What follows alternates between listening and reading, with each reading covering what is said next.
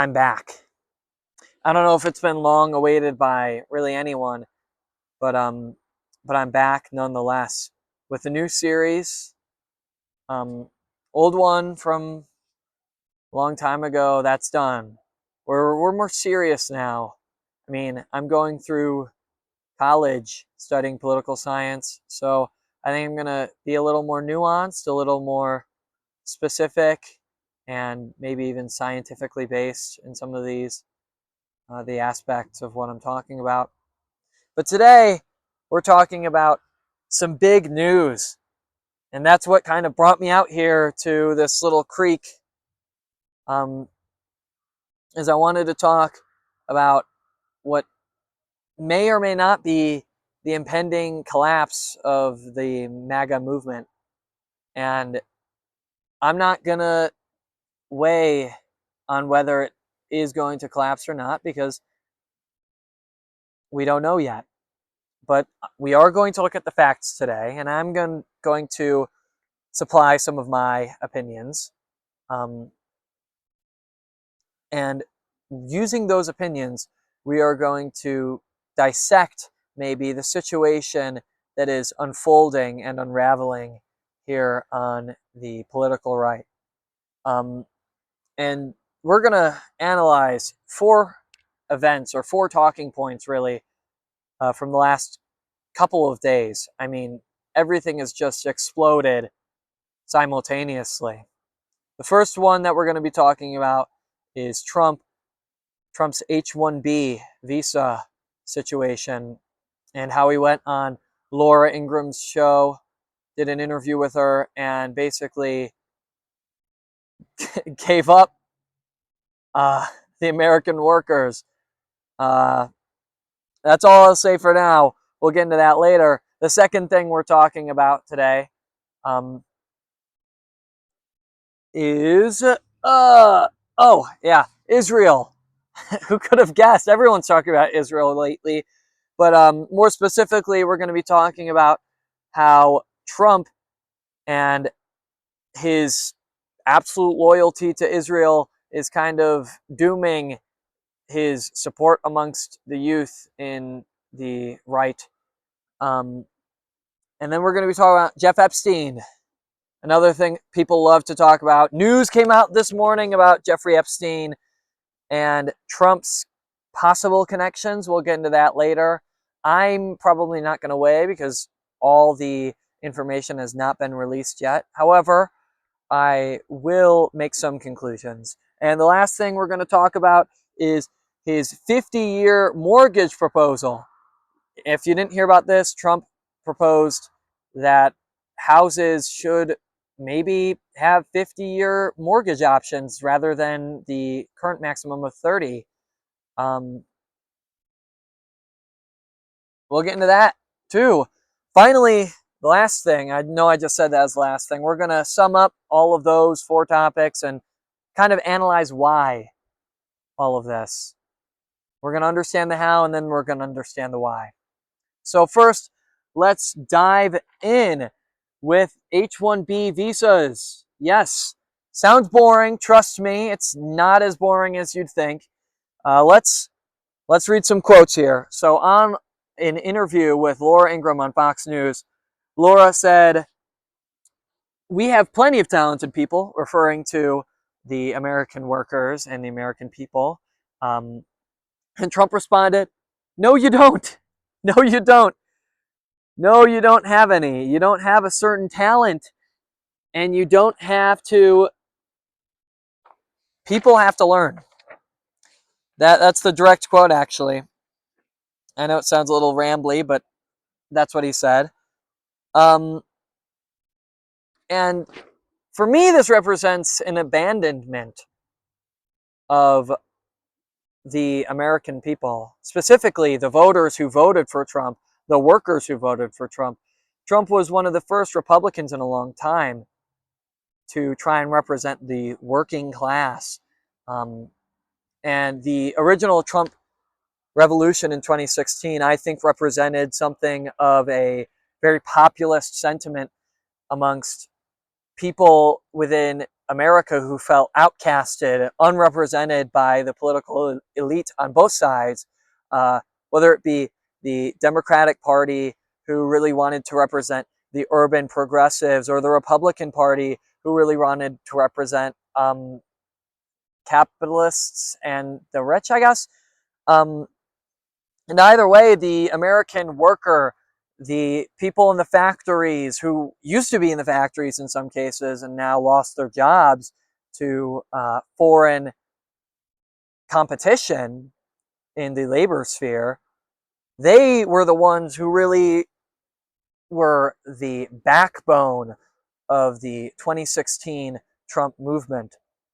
And although I think many of those supporters remain supporters of Trump thanks to some of his tariff policies, I think that this H1B visa statement and some of the other things he's gone on about with against the American worker, it's not a great look, and it's probably not great for getting votes. Another thing that Trump did is he proposed to bring in 600,000 Chinese college students.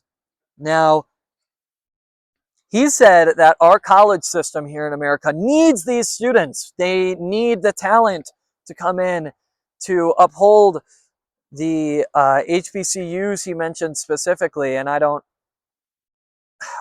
not even going to get into the race aspect of that today.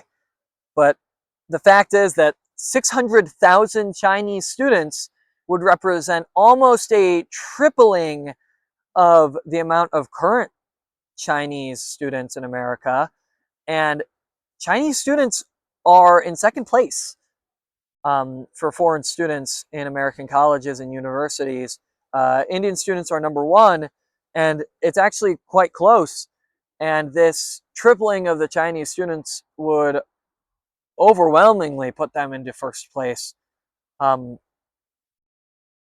And what that means is maybe even a national security threat. Some Republicans, let's see, Ron DeSantis, Florida governor, told reporters that there's a significant percentage of Chinese students who are engaged by the CCP, the Chinese Communist Party. He slammed this plan, actually. He is in opposition towards this, and this is a major figure in the conservative movement. I wouldn't consider him to be maybe a alternative to Trump in a positive sphere, a positive light. But he is a person who has a lot of voice, a large audience. He said, quote, "Why would we be importing foreign workers when we have our own people that we need to take care of?" Along with that, Marjorie Taylor Greene, very famous and infamous, maybe even, representative out of the state of Georgia, took to Twitter saying, X, suggesting that Chinese students would, quote, replace our American students' opportunities. So what that represents is this plan of bringing in 600,000 Chinese students into American colleges and universities is highly controversial on the right. And people, major figures on the right wing with large audiences and broad voices, are in opposition to Trump in a way that I don't think we've seen since he took stranglehold of the Republican Party. Maybe you could argue in the early days of his first presidency, you saw a lot of opposition, but it was coming from the opposite direction, from more of the neocon traditional right. This seems like a MAGA uprising against the leader of MAGA. And to me, that's representative of maybe a future movement, but we'll get into that later, regardless. Another statement Trump's administration has made is Secretary of Homeland Security, Kristi Noem, who has been widely controversial lately. She's said quite a lot of interesting things. People on the right, people on the left have been talking about her lately. But one of the things she said is, quote, "Under the Trump administration, We've sped up our process and added integrity to the visa programs. Okay. Further. But also, more people are becoming naturalized under this administration than ever before. More people are becoming citizens. Now, I don't know if you've kept up with the news on the right in the past couple of years, especially in regards to immigration. But one of the main talking points from major figures is one of political suicide as a result of immigration, illegal and legal. Tucker Carlson was one of the people who first really brought this up before he was fired from Fox News. But the argument is that if we continue to allow mass migration, either legal or illegal, it would mean the death of the Republican Party. And that's what Democrats are trying to do. That's what the theory states, is that the Democratic Party is trying to bring in hundreds of thousands, millions of new citizens, new voters, to basically outvote the Republican Party in every single election. So I have no clue why Kristi Noem and the Trump administration is so happy about this. I mean, it's like, are you trying to lose? Wow, we've got a million new Democratic voters. Because if you didn't know, people of color, if only people of color voted in the last election, the 2024 presidential election, every single state in the entire country would have voted for Kamala Harris. And I don't think I really need to explain to you why or how immigrants, first generation, don't vote for Republicans. That's just a political reality. And so suggesting that we are making more and more of these people become citizens and be able to vote is political suicide. Now, if you want to go into the moral weight of that, we can talk about that at another time. And that's another aspect of this that I disagree with. However, from just a politically strategic sentiment, this is idiotic. This is not smart. This is dumb from Donald Trump and his administration. Just from a strategic sense. Just from a strategic political sense. Not even getting into the identity of America, which I probably will get into that into the future. But for now, that's not what we're talking about. We're just talking about what is happening here today and yesterday. And there's a lot to go over, so we're not going to dilly-dally too long on this. Here we go. I'm going to quote J.D. Vance to finish this segment up, to illustrate how other people feel. Now, J.D. Vance is presumably going to be the front runner for the next Republican primary for the 2028 race. And this is what J.D. Vance had to say in May in an interview with Newsmax. He says, quote, "If you go back to the 50s and 60s, the American space program, the program that was the first to put human beings on the surface of the moon, was built by American citizens.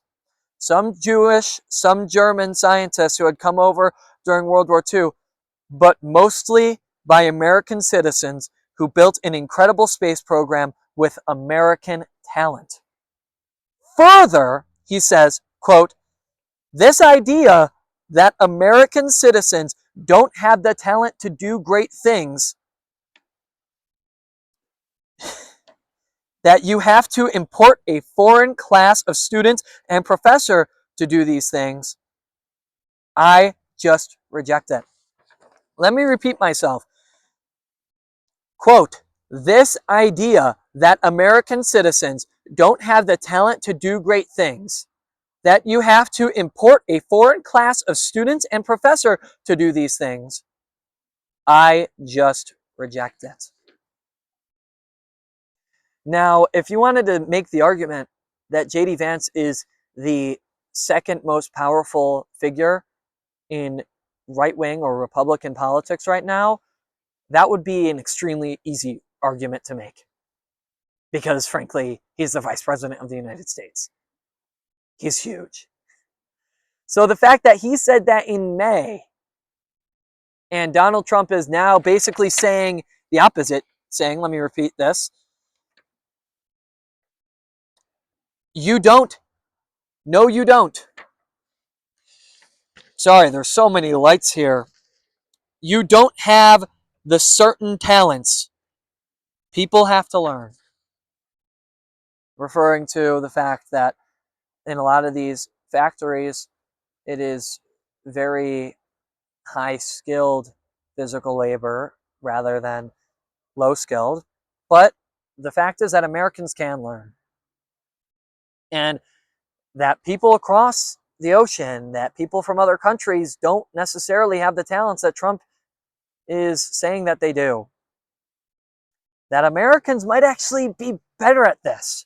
For example, computer science is one of the main areas of focus that people say foreign countries have the advantage on the United States.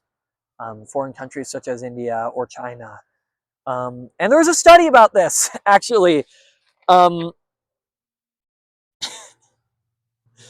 the study studied how good computer science students are in the US, China, India, and Russia. They gave standardized tests to 35,000 graduating students from 215 universities in these countries.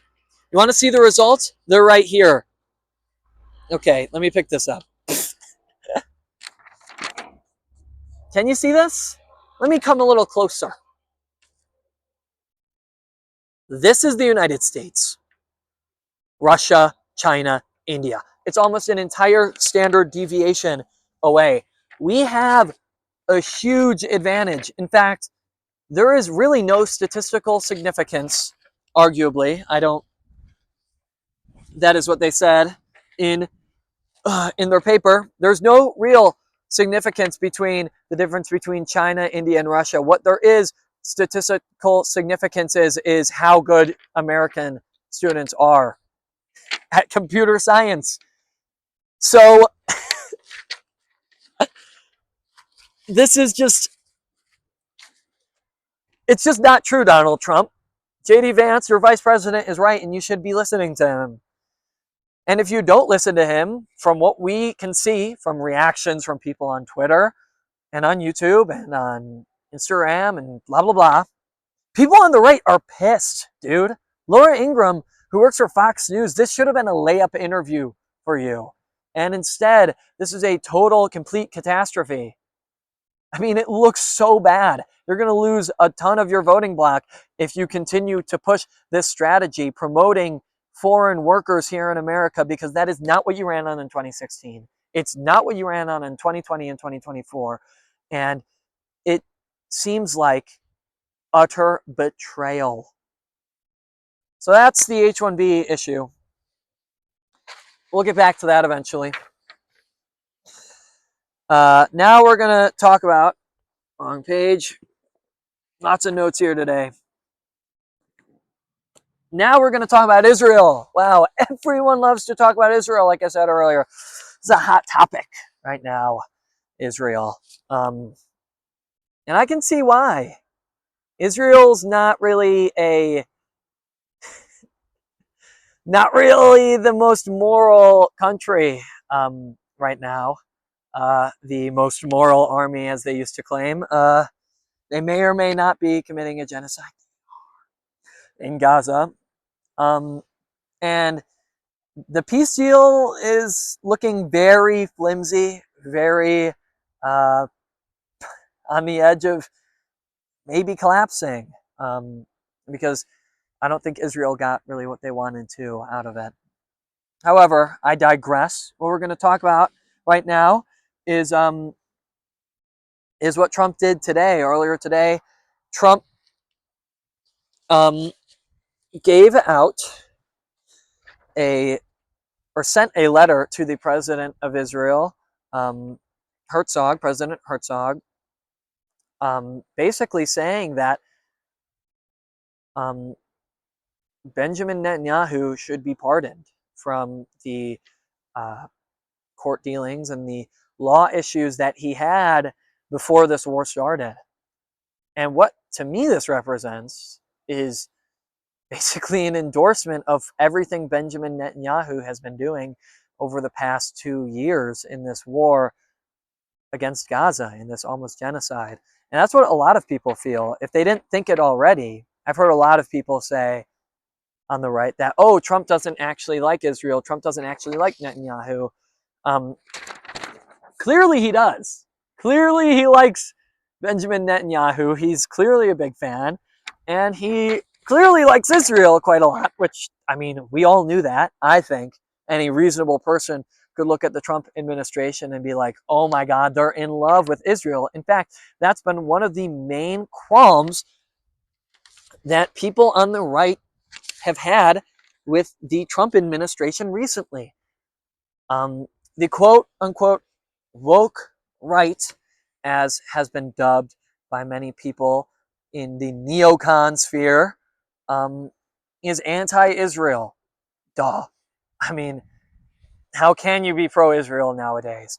And what that has resulted is a large rift on the right, where people, especially young people like me, don't feel represented by the Republican Party and have been calling for J.D. Vance and for Trump to basically give up our alliance with Israel, or our massive one-sided love of the state of Israel and Benjamin Netanyahu, and to go more isolationist, more America first. And here's the data on that. Negative views of Israel have risen in the United States. We can go from U.S. adults, 2022 to 2025, goes from 42% negative to 53% negative. In Republican-leaning spheres, it's barely moved, but it's moved slightly amongst 50 plus from 19 to 23. However, here is the big one. From ages 18 to 49, which includes my age group, it has gone up from 35% negative to 50% negative opinion or views of Israel in the United States amongst Republicans from 18 to 49 years old. That is a massive shift. That represents the future of the Republican Party and a large percentage of its current voting base, including a lot of those labor workers that I was talking about earlier. How are you going to win in the midterms? It doesn't make sense to me. Because ultimately, this is like an undying love, an undying support. They're not going to give up Israel. Ted Cruz, Randy Fine, Mike Levin, and of course, President Donald Trump are deeply committed to the state of Israel. And I'll get into the why later. But right now, I'll get into the why of why these Americans are not a fan of Israel right now. Number one, Gaza. Clear and obvious. What's going on in Gaza is pretty damn hard to defend. You look at the pictures, you look at the videos, you look at the stats, you look at the United Nations, and it really is not a good look for the state of Israel because it's just utterly immoral. So that's a big reason. Number two is that Israel lobbies the United States government more than any other foreign nation. AIPAC, AIPAC, American Israeli Political Action Committee. Conference? Whatever. Either way, AIPAC. AIPAC is basically a foreign lobby, even though it's run or head by Americans. Really, the money is coming from Israel. The money is coming from Israel and Israeli Americans, and people in America who are insanely obsessed with Israel, including American evangelicals who believe they have a religious commitment to the state of Israel, and obviously American Jews, because religious connection. Israel represents the state of the Jews. And so that coalesces into AIPAC. And although every other foreign lobby has to register as a foreign lobby, AIPAC doesn't. And there's a whole nother relationship that is one-sided, and we can get into that. Actually, I have a whole script. I haven't recorded a video. Maybe I will in the future. If you guys think that that's a great video topic to do something on, I have an in-depth script. I've read a lot of books, a lot of literature, done a lot of research on this topic and the history behind this. But it's probably too much to talk about today because we're focusing on the rift in the right and the reasoning behind it, and not the minute details of a specific topic within that rift. And also, I'm really cold. It is freezing out here. It is dark and cold because I spent a lot of time writing this script, or maybe notes. To call it a script is a stretch. It's just a lot of words on paper. Okay, now Jeff Epstein. This is big. This is what everyone's talking about today. Jeffrey Epstein and the Epstein files.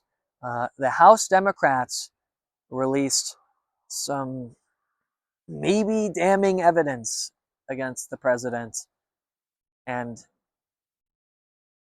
if he has connections to pedophile, child rapist, entrepreneur Jeffrey Epstein, businessman, New York billionaire, island owner, Florida house owner, Jeff Epstein, you know the man. The fucking creep.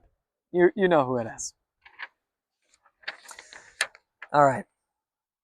Here's some quotes. Epstein refers to Trump as, quote, the dog that hasn't barked, writing that that one victim, quote, spent hours at my house with him.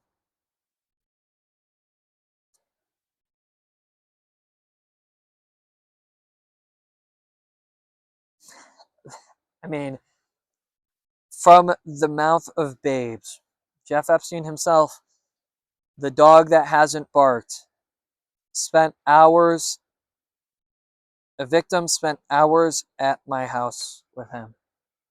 Of course, right now, the name of the victim is being withheld. There are some theories behind that. I'll get into that in a minute. Another quote from Jeff Epstein. Of course, he knew about the girls because he asked Ghislaine to stop. Miss Maxwell, his associate, famously. So Trump has denied in the past knowing about the situation with Epstein before it was all revealed. I mean, maybe that's a good look. If he asked Ghislaine Maxwell to stop, that could be potentially a good look. However, it's not a good look to say that a victim spent hours at my house with him. Here's the theory behind that. It's being said by Republicans in Congress and other figures on the right, including some in the administration, that Virginia Giuffre, Virginia Giuffre is the victim whose name was withheld. And she said that she had no knowledge of Trump having any sexual relations with any of the women um, at Epstein's house or Epstein's island, and that basically he was innocent. That's what she said. Um, Here's the quote: Trump was friendly and was not among the men who victimized her and had not accused him of wrongdoing. So that is the. Oh, I shouldn't put that away, should I? That is the Republican defense of Donald Trump right now, is that the presumed withheld name is this Miss Virginia Jeffrey, and that Trump is innocent of any wrongdoing. Of course, further theories about Trump being involved with Epstein is not a good look, no matter how you defend it, or no matter how false they are, really. Um, the fact that Trump is withholding the Epstein files and is calling them the Epstein hoax is not a good look for him when you have him maybe intimately involved in this circle of evil, um, and probably even knowing about it. Even if he wasn't involved, he seems to be possibly covering it up.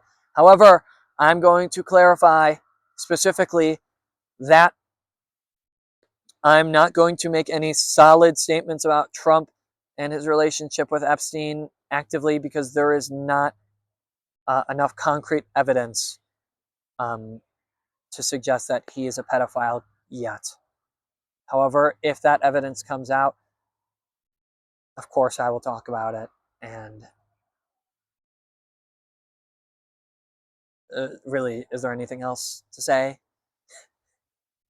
I mean, if Trump is a pedophile, throw him out of office. But we don't know yet. Not officially. Innocent until proven guilty is how our justice system works, and that is how I'm working today. Finally, let's talk about mortgages. We're talking about a lot of economics today, and this one might be boring, but I think it hits home if you're a young person like me. 50-year mortgages. Trump is defending, and his administration is proposing. FHFA director, meaning Federal Housing Finance Agency, Bill Pulte. Let me read this. Bill Pulte. Whatever. Loser. You know why he's a loser?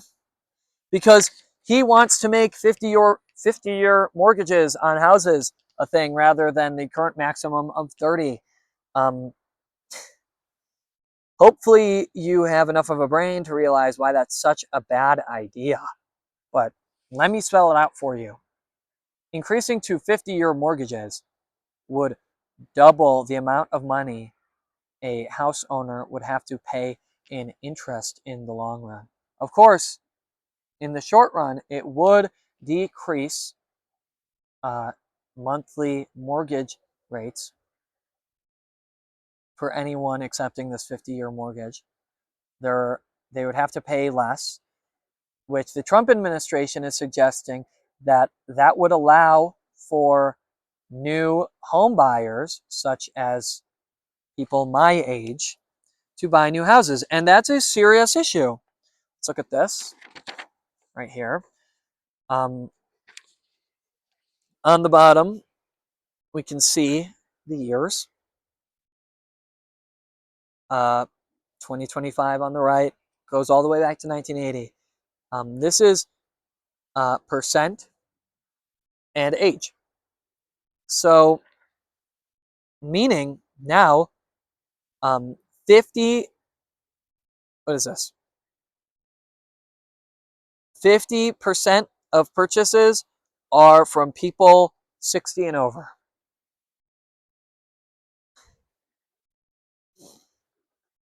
That's not good. And the percent of first-time home buyers. Oh, sorry, that is not how this is read actually at all. I'm sorry, it's hard to see with all these lights. Let's read this again. It's actually worse. Median age of home buyers. It's not just 50%. It's the median age of home buyers is almost 50 years old.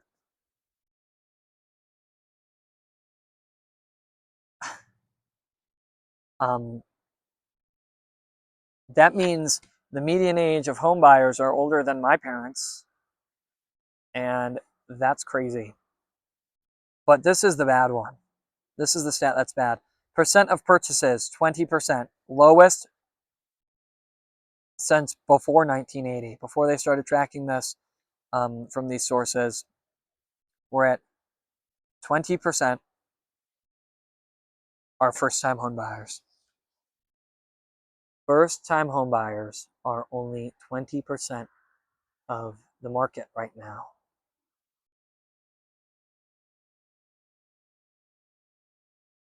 That's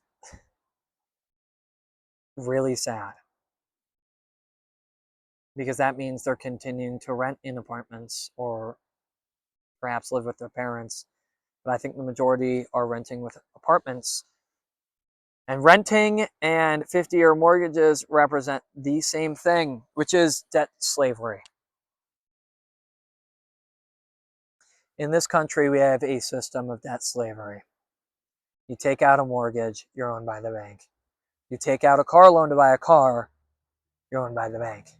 You take out student loans to go to college, you're owned by the bank.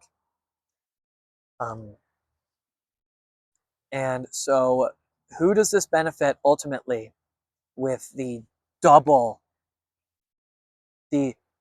2 times increase of money going to interest on mortgages in totality across this 50-year mortgage? It only helps the ultra elite, the people who own the banks. Oh, light went out.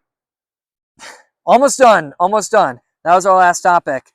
But debt slavery in this country is a serious issue that needs to be addressed. Maybe I'll move this over here. How about that? We're in a really interesting situation right now in the dark. It's getting darker and darker. I don't even know what time we're at. But yeah, debt slavery means that you can't escape the system, own your own land out in the middle of nowhere, be independent, self-sustainable. It means you're always somehow connected to the banking elite and you're reliant upon them and you have to pay them back. And you're a debt slave. Maybe another topic we'll go into in the future. I'll see what you guys think, what the vibes are in the comments. Because this is the first episode of this new series. We're testing the waters a lot here. And finally, we're going to talk about the why behind a lot of this. The why. Why is Trump supporting these 4 issues? And ultimately, it's because Trump is owned by lobbying groups, by interest groups, and by the ultra elite. And he isn't just owned by them, he is one of them. And you can go watch my video from 2023, I think it was 2023, maybe 2024, where I talked about Trump as an opposition to the, oh my God, what is behind there? I hear something moving. Is there a deer?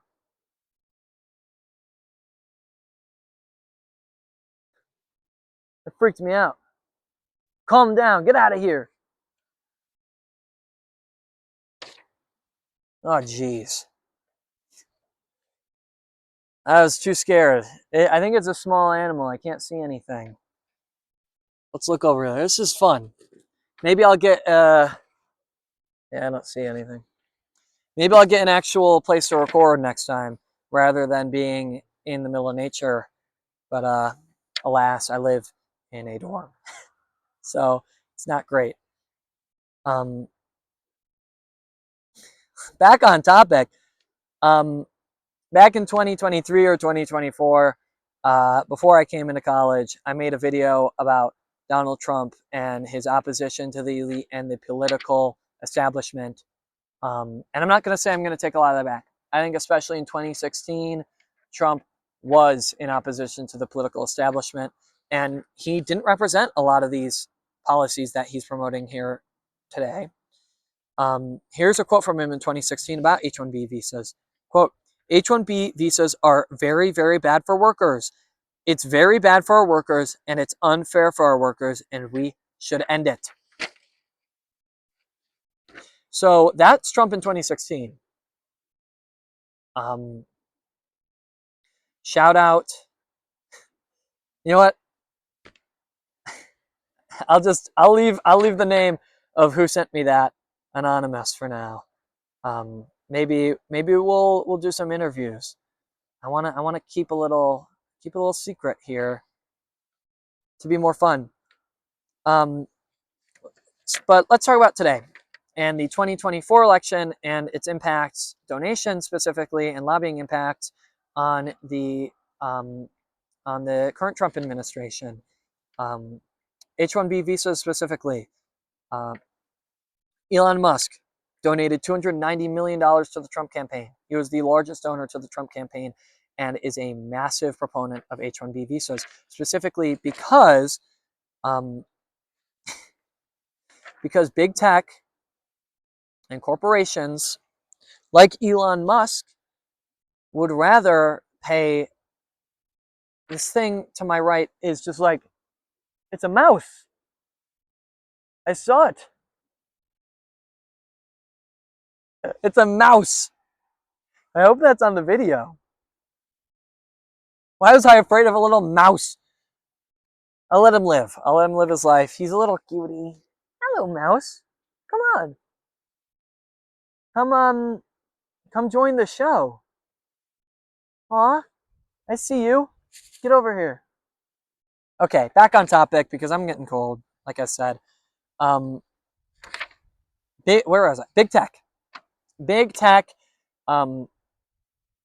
companies and like the ones Elon Musk owns and production companies like Tesla would rather have cheap labor or specialized labor from foreign countries who they can pay for pennies on the dollar that the American worker demands than Americans. They'd rather have H1B visa workers who are paid less than American workers who want more. And that's despicable. And it's evil.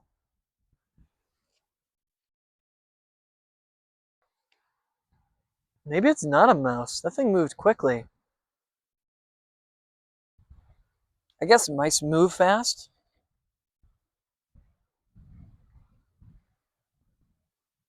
Maybe it's a rabbit. That would be fun. Anywho, yeah. Billionaires want mass migration. Dear liberals, I know you hate billionaires so much. I know you're like, we want to tax the rich. You know, I might be on your team with that one. But if you're so in favor of taxing the rich, why do you want mass migration? Because that only helps them. That's what they want. They want to sell out the American workers and pay crap wages to people who will accept them, because the average American worker won't accept the wage that the average illegal Mexican immigrant or H1B visa Chinese Indian immigrant worker would accept. The American worker expects more, and they don't want to pay that much. So that's H1B. That's the reasoning there.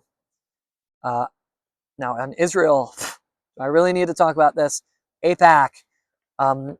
According to AIPAC Tracker, $230 million in spending by pro-Israel interest groups have been benefiting President Donald Trump since 2020. $230 million. That's nearly as much as Elon Musk, of that $230 million is $100 million from Israel extreme loyalist Miriam Adelson, also owner of the Dallas Mavericks, who sold out Luka Doncic and traded him to the Lakers for street clothes Anthony Davis. We can get into that later. They fired Nico gladly. However, the Adelsons, I'm not a fan of the Adelsons.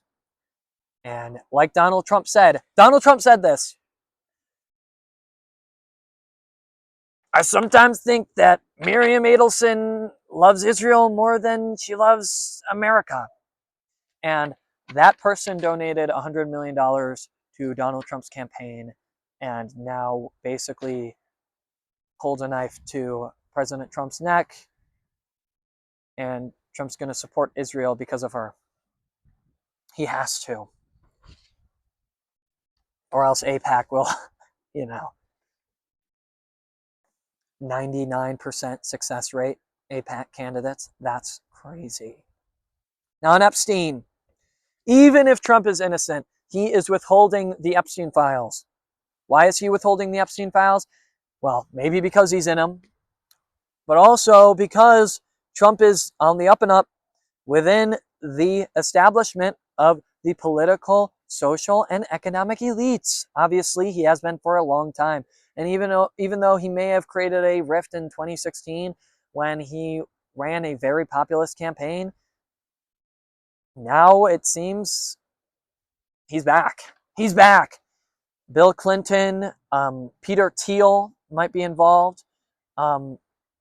Either way, Jeff Epstein obviously was involved with the political, economic, and social elites, which is the class that Trump is part of actively and is friends with actively. So that's why he's not releasing the Epstein files. It's pretty damn obvious, even if he is innocent. Now, on mortgages, I mean, political establishment, like I said before, but also if he's going to introduce 50-year mortgages, who's going to support that? But like Wall Street, banking, like mortgage lenders, and those are the economic elite who can donate hundreds of millions of dollars to his campaign or to his party's campaign in the midterms. And so he's selling out the American workers, the American loyalty to allies, and selling out against or for the political swamp with the Epstein thing.